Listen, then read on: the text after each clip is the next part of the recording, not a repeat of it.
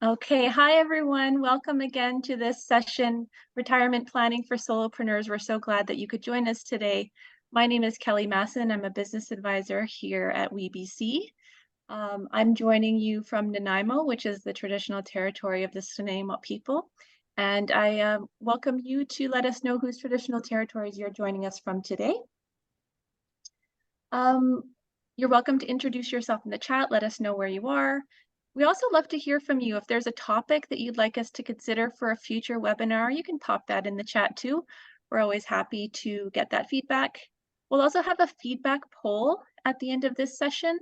And that's another way that you can let us know something that you'd like to learn more about. So that's me. I'm almost wearing the same outfit. So first, I'm going to let you know a little bit about us at WeBC. So what do we offer here? We provide support for your small business journey. We offer financing to get businesses started and operating capital to fuel growth. I usually work in the lending program myself.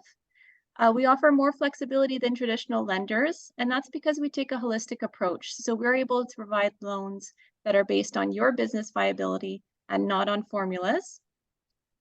That means that we can provide loans to a wide range of women-owned businesses, and we can support you with other integrated services like our training programs, our mentoring programs, and our business advising program. So we also know, the right questions to ask and the right resources to connect you with. So we're always happy to chat with you in your business and help you get on your way. We also have a mentoring program. So in our mentoring programs, you can connect with a network of women entrepreneurs and experts from all around BC who can support and inspire you. And you can read more about those services at we-bc.ca. If you haven't already, please sign up for our e-blasts, and then that will let you get notified of our new programs. We have lots of great stuff coming up, so make sure you sign up there. So on to today's webinar. If you're a solopreneur, and you are probably if you're on this call, you likely spend a lot of your time thinking about the short and the long-term needs of your business. Maybe your business is your baby. And a lot of entrepreneurs and solopreneurs don't think that they have the time to plan, or maybe they don't have enough profits to put away for the future. But there are always actions that you can take now to set yourself up for retirement. Yes, you can retire. That's not a guarantee. But with the help of our wonderful guests today, we can get you on track here. I'm delighted to introduce Bill Elliott and Tina Chung, who are both wealth planners at Vancity, and they're going to be taking you through our session today.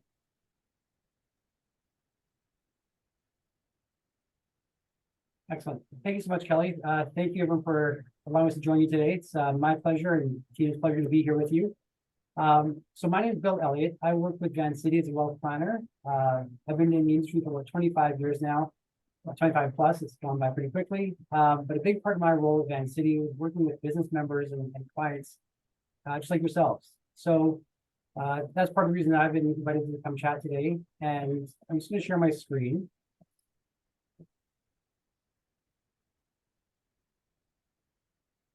Just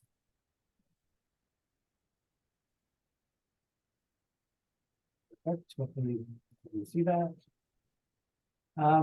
Yeah, so the session today, of course, retirement planning for solopreneurs, and congratulations to all of you for taking the step and the leap to be an entrepreneur yourself. A big part of my job was to work with our business members and business clients to make sure that they had access to everything Vancity had to offer. A lot of business owners, and I'm sure you're all aware or very familiar with this, focus all their time on their business. And we just want to make sure you have access to everything else with regard to the planning, structuring, strategies, and whatnot that you can put in place or help you put in place in the future. So today we're going to have kind of two parts. The first part I'll take care of, which is going to be investing 101. And then Tina's going to walk you through the actual retirement planning pieces. And what we found is our industries are somewhat unique compared to other industries in that whether you want to be financially savvy or whether you are or have an interest in it or not, it's something that impacts all of our lives. So terms, acronyms, TFSAs, RSPs, all these things are thrown around, but we want to make sure you understand how they work, what they mean, and how they can benefit yourself. So the first part we're going to walk through is investing 101, because again, there's a lot of terminology in our industry. You can have one term that means 10 different things. You can have 10 different terms that essentially mean the same thing. And we just want to try and clear the waters a little bit and make sure that as we go through the discussion today, you're going to have a good understanding of what we're talking about. So hopefully this makes sense. There will be a Q&A session at the end of the presentation. So if anything comes up, feel free to ask away, or you can note in the chat, we'll cover it at the end. If there's anything urgent, anything we're talking about doesn't make any sense right away, feel free to jump in and we can take care of it better. So I hope this helps and I hope it's a good time. And again, thank you for having us join your session. We'll get started. So as far as investing goes, there's really three areas where you can invest your money: cash, bonds, and stocks. A lot of people gravitate towards the cash section. When we talk about cash, we're not talking about savings accounts and things like that. We're talking about things like commercial paper, term deposits, T-bills, GIC, which is guaranteed investment certificate. Essentially, all of the different things, again, many terms for a very similar product, where each of these are guaranteed. So your principal doesn't go down anywhere and you earn interest. A lot of clients that gravitate towards these, as I mentioned, because they're guaranteed. So you're not going to use any money and they're perceived to be safe. However, the downside of these kind of investments is that in each case, you're exclusively earning interest. When you earn interest, particularly in a business account, whether it be personal or business, if it's a non-registered account, you're earning interest, which means you're getting the lowest rate of return, paying the highest amount of taxes, and after you factor in inflation, you're actually getting a negative return. Now, today, after 2022, we actually have the highest interest rates we've seen for a very long time. So the rates seem quite attractive and quite appealing, but we don't foresee that to be a long-term case. From 2008 up till now, rates were less than 2%. So with inflation being higher than that, your investments aren't going to be growing. So essentially, you're going broke safely, because if you're not earning more than your money's eroding by, then you're going backwards. These are key investment properties or products, though, for short-term needs. If you have investment needs, or if you have cash you're going to need in the next 1 year to 2 years, this is perfect. If you need some cash that's liquid and available for your upcoming business needs, these are ideal. But as far as long-term planning goes and long-term retirement success, these are not the right fit. When you buy these investments, you're essentially lending. And what we mean by that is when you buy a GIC or a term deposit, the bank or the credit union is going to pay you a certain amount of interest on it, but they're going to take that money you lent to the bank and they're going to lend it out in the forms of mortgages, lines of credit, car loans, whatever it might be. They charge the borrower a higher interest rate than they're paying you, and keep the interest in the. It's kind of banking one-on-one. Now, the next category is bonds, also called debentures. The full-on category, or the kind of the catch-all phrase for this is fixed income. Now, most people have heard of bonds, but don't really understand how bonds work. And essentially, there's two types. There's government bonds and corporate bonds. So government bond is federal, provincial, municipal, and it's where the branch of government needs to raise capital for something, for the community center or what have you. And they can go to the banks and borrow your money, or they can go to the investing public and say, buy our bond. They're backed by the government, so there's really no risk of default. But again, your interest is not going to be as high for earnings there. With a corporate bond, it can be a similar situation where a corporation needs to raise capital or raise money for a project. So let's say TELUS, as an example, wants to be king of the north. They want to have all the home phones, cell phones, internet, TV, home security, everything they offer, but they need $500 million to make that work. They can go to the banks to borrow it, which we just talked about as well, or they can go to the investing public and say, buy our bond. So when a company sells a bond, they're actually issuing debt, meaning they're giving you promissory notes, they're going to pay you back this much money plus interest over time. People don't buy individual bonds very frequently anymore. Most people buy like a bond fund, but in this case, if the bond fund manager looks at TELUS and says, okay, do we think we'll be profitable? Do we think they're going to be growing? Is the company stable? If all the boxes are checked, yes, then they say, okay, let's buy that bond. Now, with bonds, the big fear is if it's a corporate bond, the company's going to go out of business. With bonds, if a company goes out of business, there's a hierarchy as far as who gets paid out first, and bondholders are at the top. So typically, there's an asset backing the value of the bond, whether it be property or equipment or some sort of asset they can sell to recoup the value.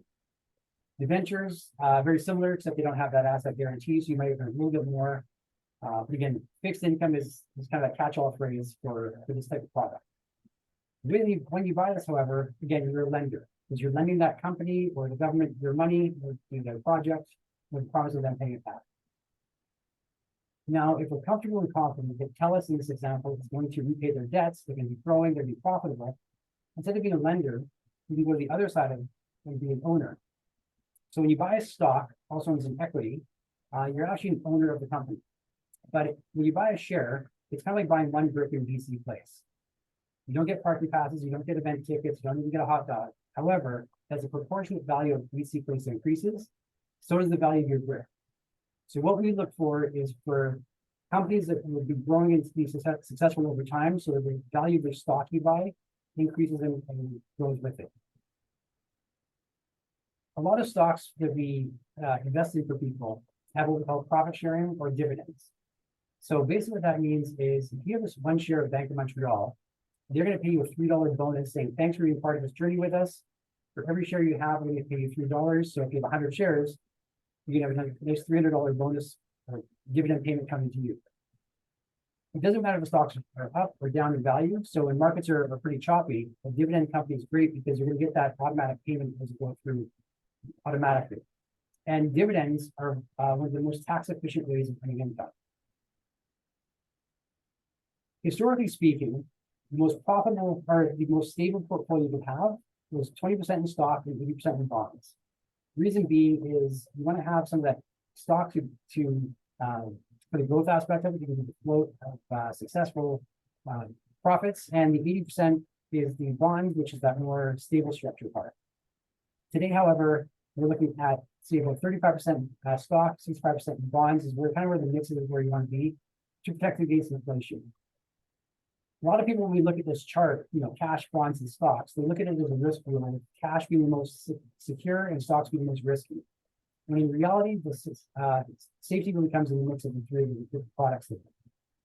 If you're only in cash, as mentioned earlier, in 2008, we had a big crash that took place. So GIC rates were 5%, even up to 6%. So let's say you've saved $1 million over your lifetime, and you're getting 5% on your GICs. So it's $50,000 a year, which is pretty, decent income or a decent supplement. When rates crash, or when stock markets crash, the economy is suffering, central banks, they cut the interest rates. So if interest rates went from 5% down to less than 1%, basically overnight. So essentially 80% of your income got cut when they cut rates from $50,000 to less than $10,000 per year. So really the mix of these three products is where the safety comes in, because you want to have the stock component to help give you that lift and the growth aspect of it. It's going to go a lot faster than the cash and bonds. So this next slide here, it's a busy one, so I'll walk you through it. I don't expect to read all the numbers and details. I'll give you kind of a snapshot of what this is. So it's very nerdy. I like it, and my friends kind of like this stuff, but it's what we call an index chart. It's from 2018, but the numbers are fairly similar anyways. But what they did, they went back to 1950 and said, if we invested $100 in a variety of different investment options, where would we be today? So call it 68 years later at the end of this chart. Now, the blue line is what we call the small stock index. So small cap stands for capitalization. And what that really means is, what is the company worth? So a large cap company would be like a cruise ship, the mid cap is going to be like a yacht, and the small cap is going to be like a speedboat. And in nice calm waters, speedboats take off very quickly, they make a lot of ground very fast, but in storms, they get swamped.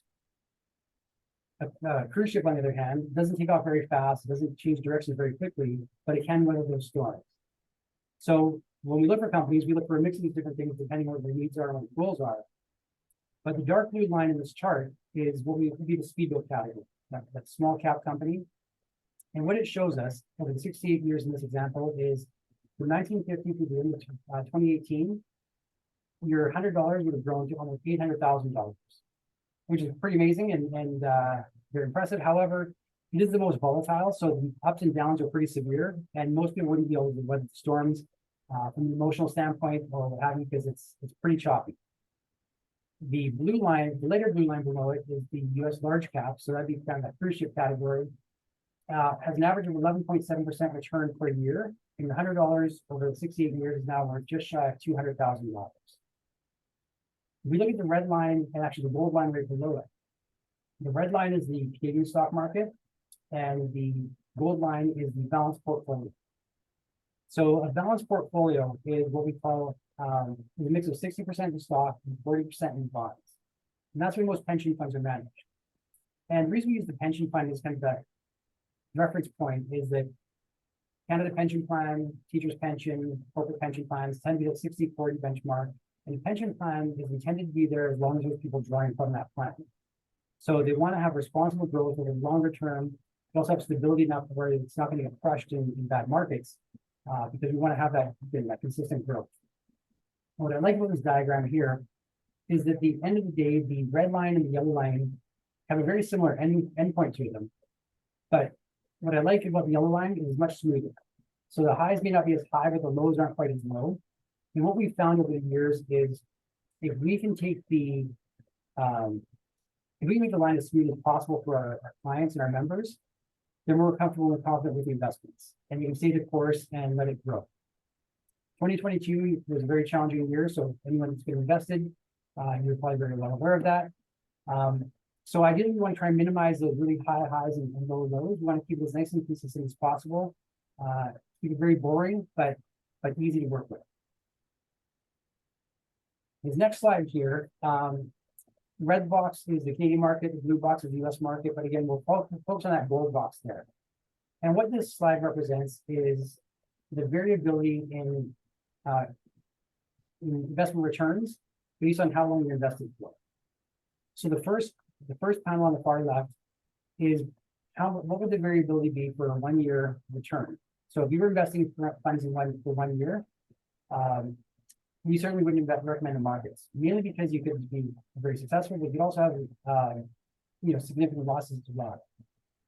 So what this diagram shows us is the stems on either end are your outliers. Those are your most extreme situations.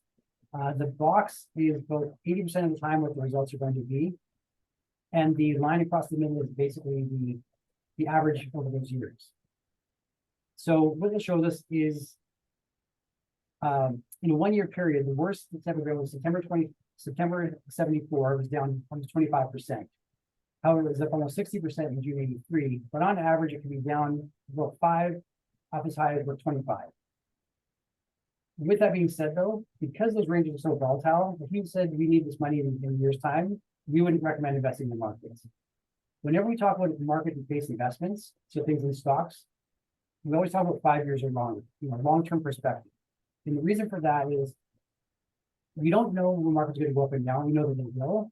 But over a 5 year period, we're comfortable and confident that after the end of the 5 years, your investments will be in a better place than they were when they started.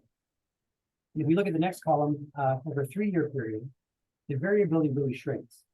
On the worst case scenario, in the bottom stem, it's down 5.5%. The best case is still at almost 28%. But on average, that box is right about 0 on the low end and almost 20% on the higher end. The 5 year window, your worst case is positive 0.2. Your best is still positive 25, but on average, you're looking at 5% to almost 15%. The 10 year and 20 year, the variability really shrinks. So when we talk about what to invest in and we talk about this, balanced portfolio or this growth portfolio, our job is to figure out what the right mix is for you and help you stay the course. Because time in the market makes a lot more difference than time in the market. We don't know when it's going to go up and down, but we know over time things are going to be a lot smoother for you. So it's kind of a whirlwind approach to investing. And again, the reason we wanted to bring this up or go through this piece of it as well is that when Tina goes through the different products and services that are available to you, talk about investing in different products, that this will now hopefully give you some idea of what you could be investing in and some different ideas that are maybe the markets aren't super scary.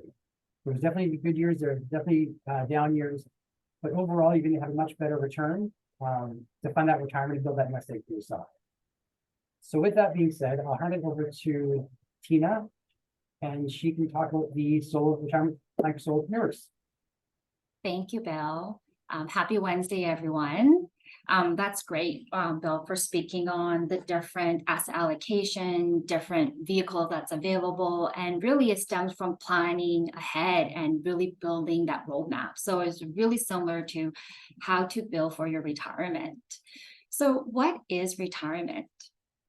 On the next slide, yes. I'm not going to read all that. That's a lot of information, but essentially it's creating a roadmap to help you reach a stage in life when working becomes a choice.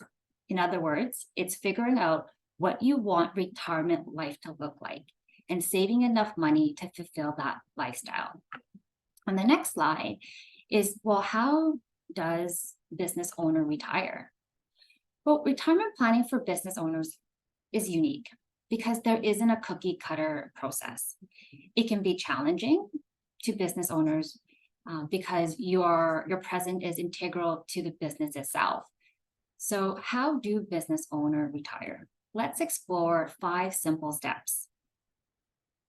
Number 1, determine what you want retirement to look like. So most people retire, it means they stop working completely. However, many retired individual continues to work part-time or some even volunteers. Take the time to set goals for your retirement. From there, you can work backwards to determine financial strategies to obtain those goals. For business owners, a major component to consider is your ongoing business, the business involvement after retirement. But you should also consider other aspects of your lifestyle too. For instance, where you want to live, what hobbies you want to participate in, and how often you would like to travel. Number 2, map out retirement savings and income stream. Once you have an understanding of your retirement goal, it's time to quantify them. How much money do you need to save for those particular goals? You should consider how much savings you currently have, how much you need to save between now and retirement, and what will your budget look like in retirement. I would suggest discussing with your accountant, maybe taking out a salary from your company instead of a dividend, or maybe do both. Because by taking a salary, you will become eligible for the Canadian Pension Plan, CPP payments. By doing so, you will also be eligible to increase your RRSP contribution. At that point, you would also want to consider, well, how much can I expect to receive from CPP and old age security at retirement?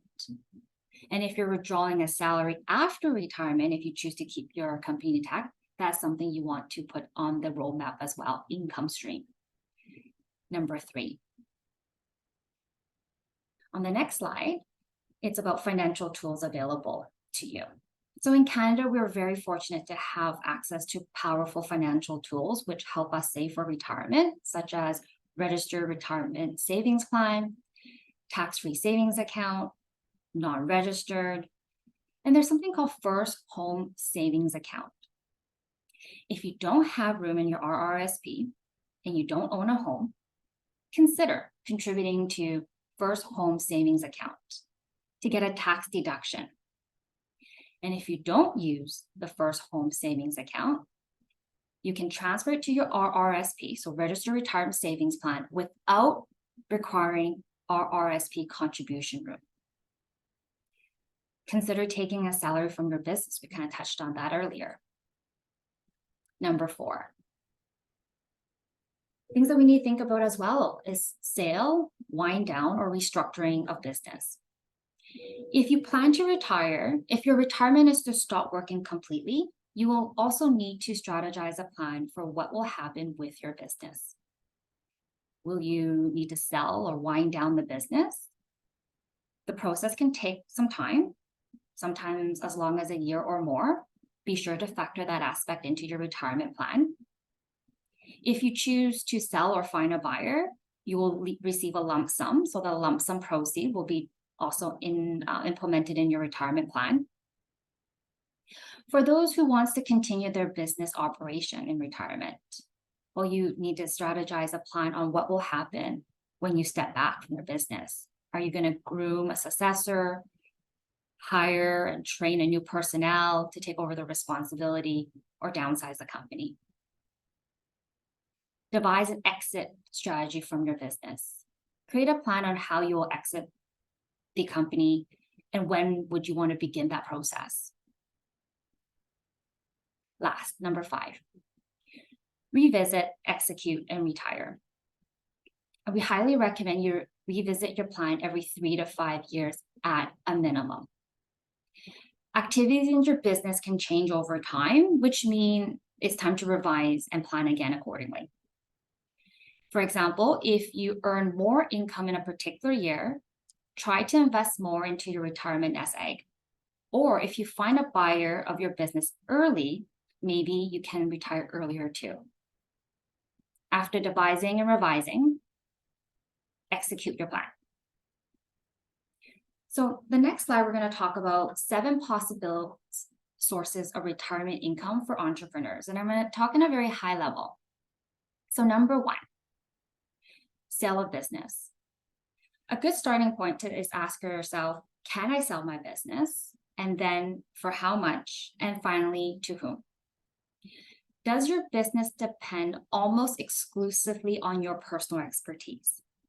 For example, if you're running a consulting firm or you're a freelancer, in that particular case, you probably will shut down your business when you retire.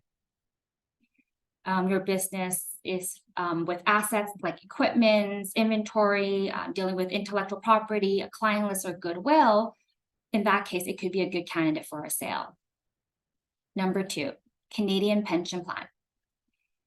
As a business owner, if you pay both the employer and the employee contribution, you can draw from a CPP benefit.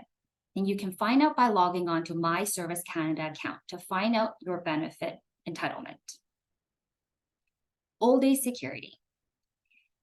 It's a pension that you do not have to contribute. It's based on, at the time of the application, if you are a Canadian citizen or a legal resident. When you log on to My Service Canada account as well, you can find out the old age security pension amount that you're eligible for at 65. Number 4, register retirement savings plan. Removing funds from your corporation into your RRSP can be tax neutral.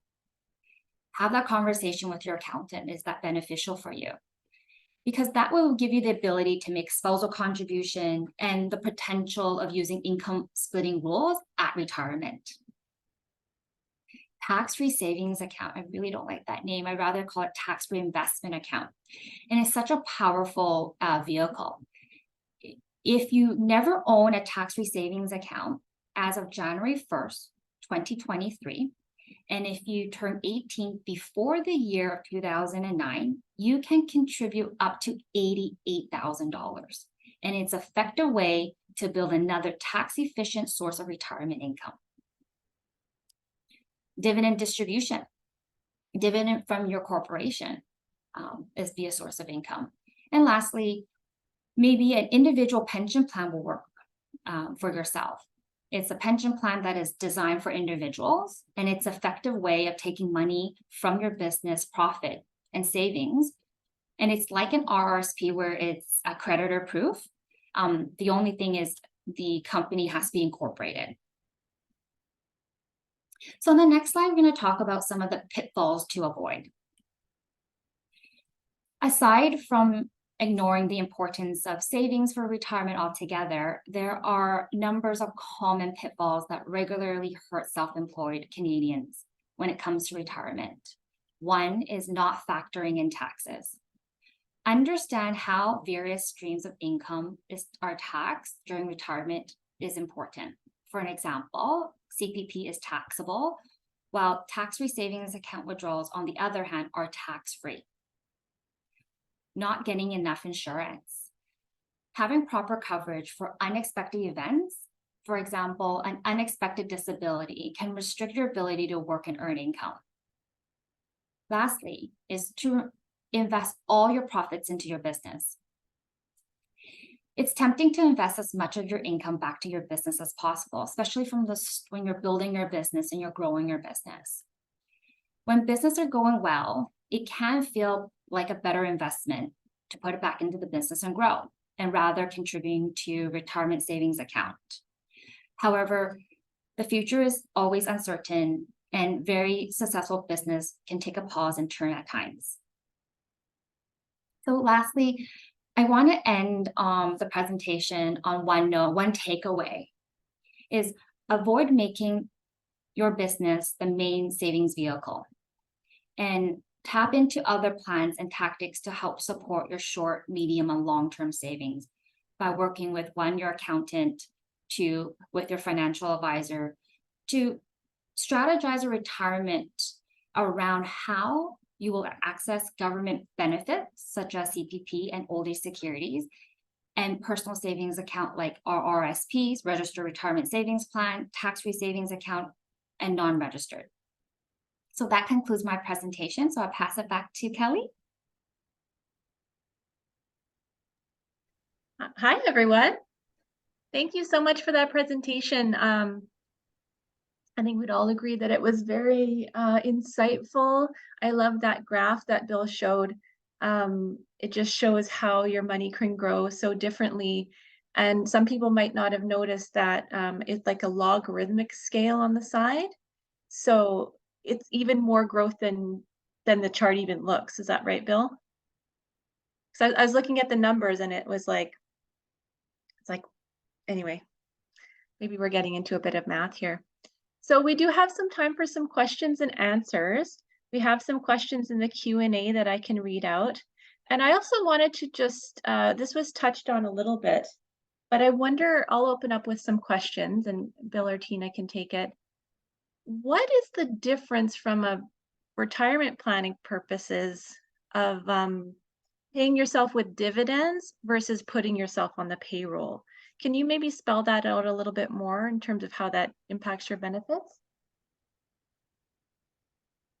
Sure. I think first and foremost, what I recommend is make sure you talk to your accountant or whoever you're working with. You're always going to have a better insight to what your individual situation is and what the best fit is for you. One of the biggest things, so dividend income from your corporations tend to be a lot more tax efficient for you, and which no one wants to pay more taxes than they have to. But one of the big factors that I've found a lot of people kind of overlook at times is they want to have as low tax payable as possible, but that definitely impacts your CPP, your kind of pension fund contribution down the road, as well as RSP contribution and what have you as well. My wife, when we had little kids, she ran daycare from home. So she'd be home with the kids, but also make some money. And our whole goal was to get her to zero income because it seemed to make no sense. You don't have to write a check to government afterwards. But in this case, it didn't actually contribute anything towards your kind of a pension plan. And when we do planning for clients and members, we're looking at all of your income sources. And if you don't have that CPP as an anchor or a decent element for you, it'd be really detrimental. So I think the biggest factor is between payroll and dividends is going to be how it's taxed and how it has the long-term planning for you. Again, you want to talk to your accountant and get their take on it, because we're not allowed to give tax advice, but that's kind of the portion of it. Yeah, that's great advice. You have to just chat with your accountant and put it kind of on your agenda of things to talk about. And based on your business, how it's set up, what your growth trajectory is like, that's all going to inform what the best approach is for you. Okay, so we've got some questions here. If you have a question, you're welcome to use the raise hand function in the bottom, or you can type it in the Q&A. You can put it in the chat, but sometimes they get lost. So if you put it in the Q&A, then I will definitely see it. So I'll read some of these questions, and then if somebody has a raised hand, we'll call on them as time permits. So we have a question. Bill's early slide said that the current recommended mix is 35% stocks and 65% bonds, but then a later graph showed the opposite. A recommended balanced portfolio is 60% equities and 40% fixed income. So what, yeah, they're just wondering if they're missing something there. Sure. Yeah, sorry. The 35-65 is the minimum mix you'd want to have in order to keep up with inflation. It's not going to get you the growth you're going to have to really build a big nest egg. The more stock you have, the faster you're going to grow. But it also means you're going to have the more volatile times.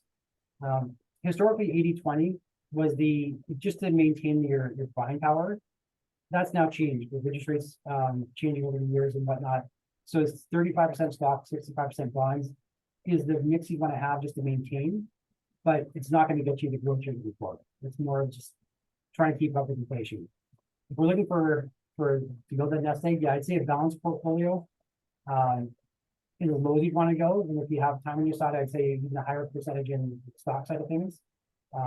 Again, one caveat is that if we're going to be working, every time we work with our members and clients, we do a very thorough investigation and discussion to find out where the right starting point is, because even though we can say stocks are the best place to go, if you can't sleep at night because you're too worried, then it's not a good way to go.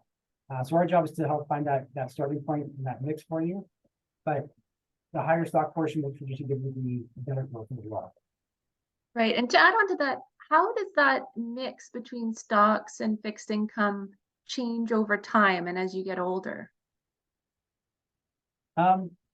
It's a unique question because traditionally they say you want to, the closer you get to retirement, you skew down towards more fixed income, right? So we think of stocks and bonds and kind of a boat.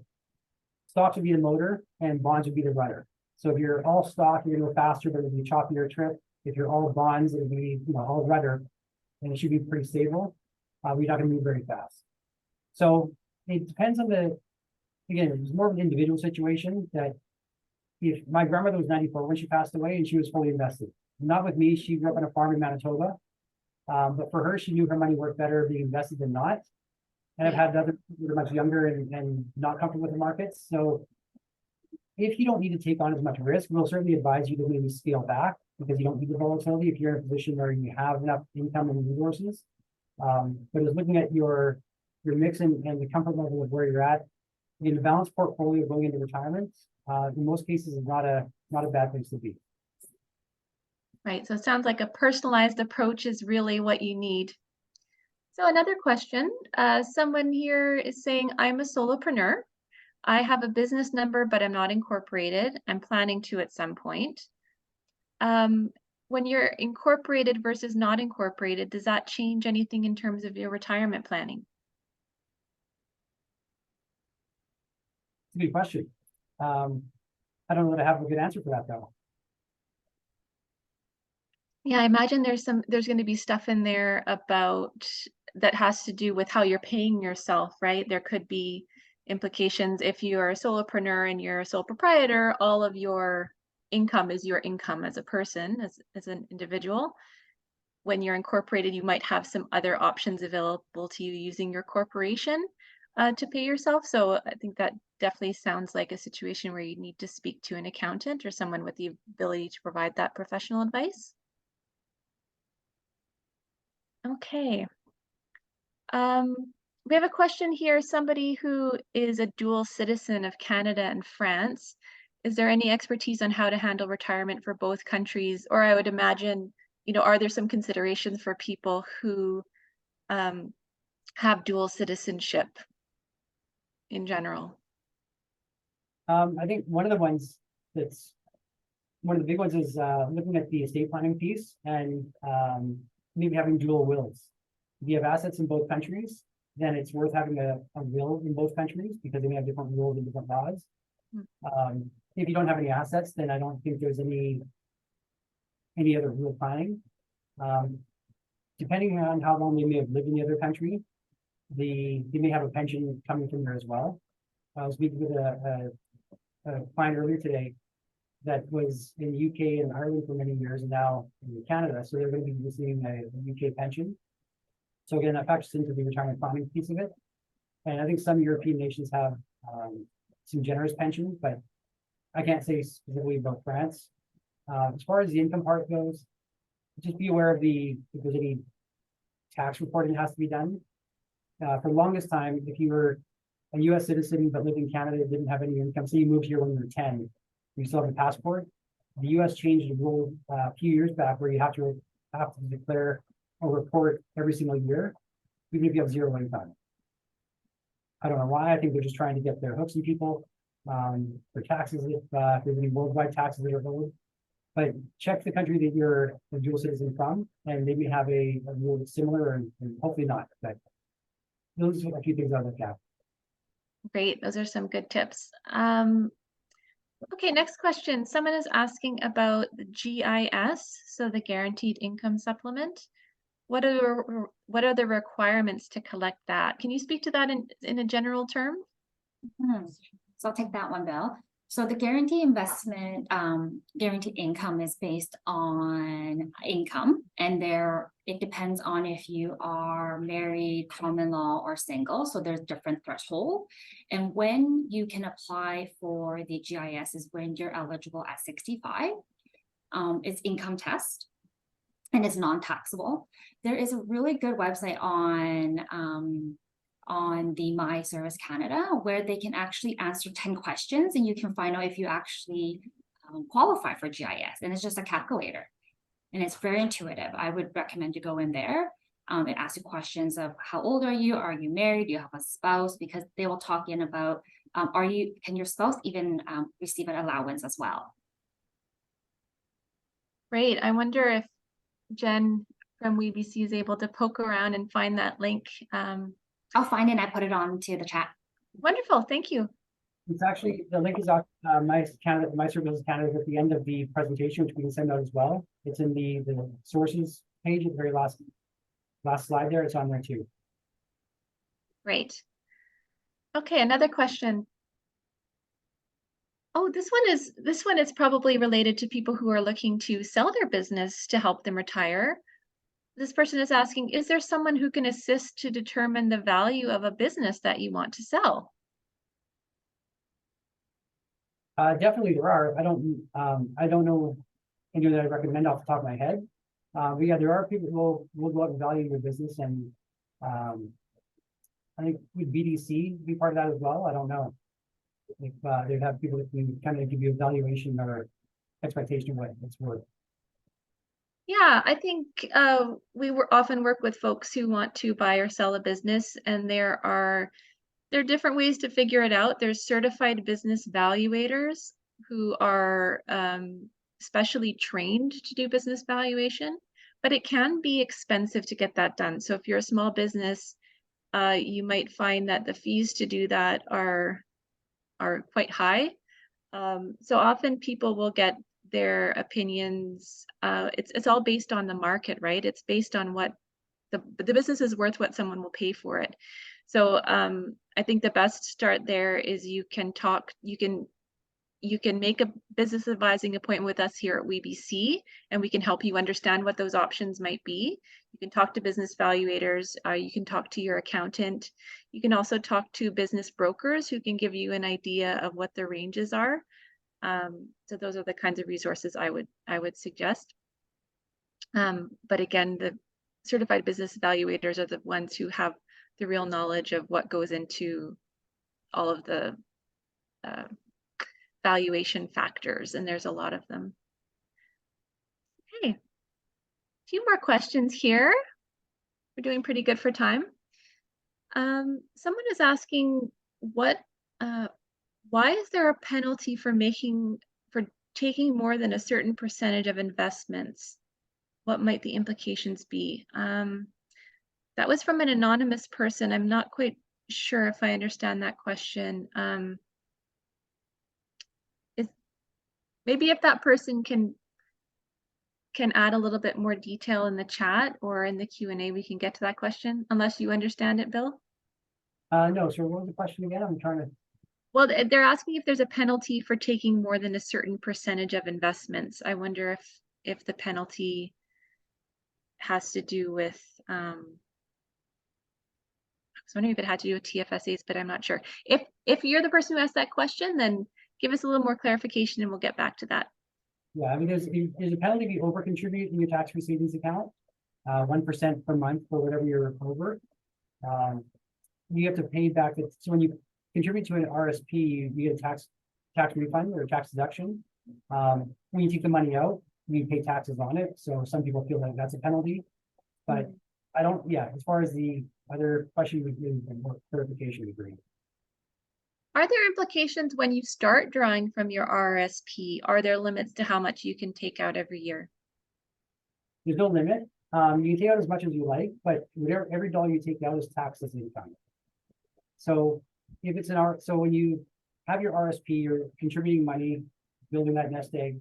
Whatever you earn goes tax deferred, so you don't pay any taxes for any profit or interest or dividends you've earned inside the RSP. When you retire, you convert it to a RIF, which is retirement income fund, which is essentially two sides of the same coin. With an RSP, you put money in. With a RIF, you take the money out. And there is a schedule of the minimum you must take out every year based on age, but you can take out more. So whatever you take out, you're paying taxes on. If it's a locked-in RSP, if you had a pension from the company, you left the company, those funds are locked in, there is a restriction on how much you can take out from there. But that's otherwise you're fun and fancy free with your withdrawal. It's just the tax burden. Great. Yeah, so that tax burden is the key consideration. So you can take it out. That doesn't mean that it's advisable to do so necessarily. It'll depend on your individual circumstances. Someone was asking here about documents. So what documents would you need to keep to help you stay organized for your retirement? I wouldn't have documents. I would maybe start with like knowing, like the website just sent you, there is online access where you can receive knowing what your benefits are from the government. So having that handy, so then you can see during retirement where your income streams are coming in. You can start maybe doing a roadmap. So what's important to you right now and how you want to sustain that during retirement. I think that's really important. Yeah, I think I like how you're approaching that idea of retirement of not just numbers on a page, but also what are your goals? What are your values in retirement? What's important to you? And how can you achieve that? And how can your retirement planning help you achieve that? I think that's really a great idea to look at it that way. So we have a little clarification on that question. So someone had said, the person who had the question on penalties for taking out investments. So they say, this is for balanced investments I made. I received an email that if I take out more than 10%, there will be a charge. Are you aware of any kind of fees that might penalize you for taking out your money? The only one I can think of, the only scenario I can think of was there was when you buy mutual funds, there's a variety of different fund categories. You know, the same fund could have, you know, options A, B, C, D, so to speak. One of them was a deferred sales charge fund. So if you bought it in the past 7 years, you took it out in the first year, you pay a 7% fee or penalty against it, and it's trying to see over those years. So if the individual had one of those mutual funds, there'll be a penalty to withdraw early. Those have actually been discontinued, so you can't buy those types of funds any longer. But it's the only thing I could think of where if you took out anything more than that amount, then you'd be charged.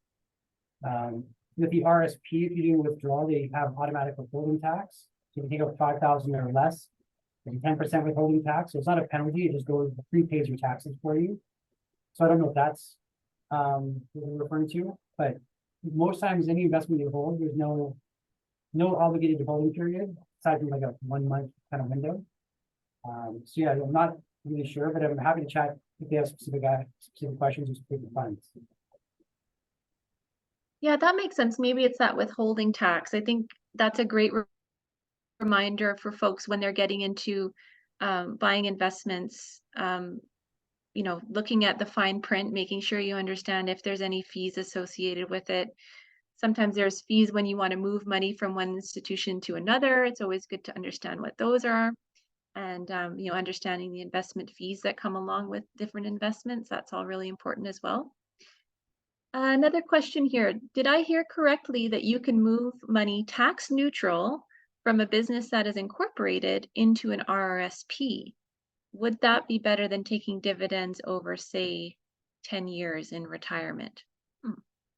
So I'll take that question. So it's important to work with your accountant to see if you have contribution room. Can you move funds from your corporation out to your RSPs? And it can be tax neutral, but it's all the numbers behind the scene that needs to be calculated. Yeah. And then in terms of whether that's going to be better if you're incorporated or not, that's something that your accountant will have to advise you on based on your circumstances. Okay, I think there's some questions here in the chat. Or there's one more question. It's been a lot of questions. It's great. Is everyone eligible for OAS, whether we are employees or business owners?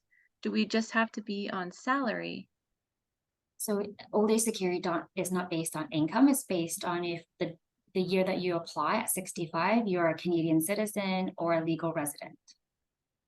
Okay, so Not anyone based on salary, business Yeah. or. That's great, but the guaranteed income supplement is based on your income.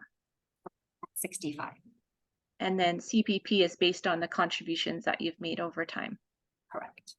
Yeah, so you've got So these puzzle pieces that fit together.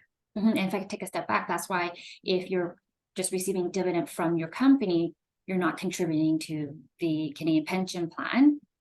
So at retirement, you may not be eligible. Right. Yeah. So that's why we're talking about talking to your accountant and balancing, the tax strategy and your longer term goals and needs in retirement. So that's all the questions, I think. Does anyone have any other questions that they'd like to ask live? You can put up your hand.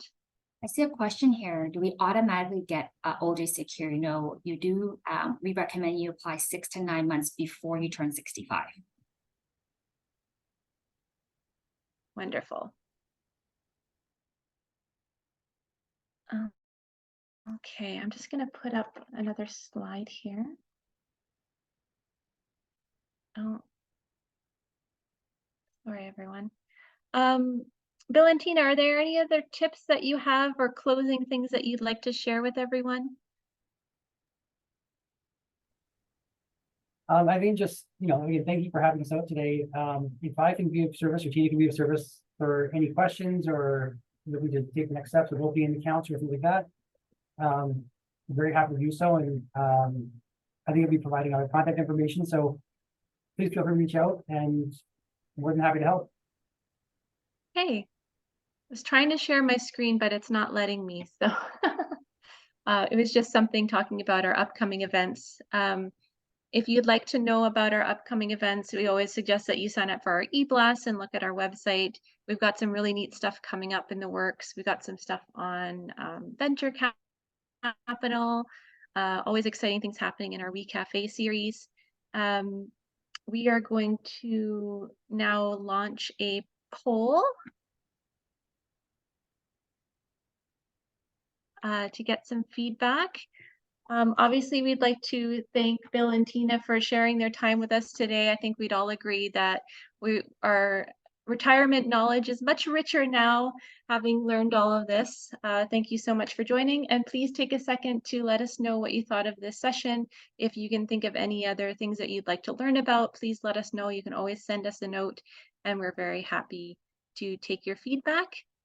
So thanks again to Bill and Tina, and enjoy the rest of your day, everyone. Thank you so much.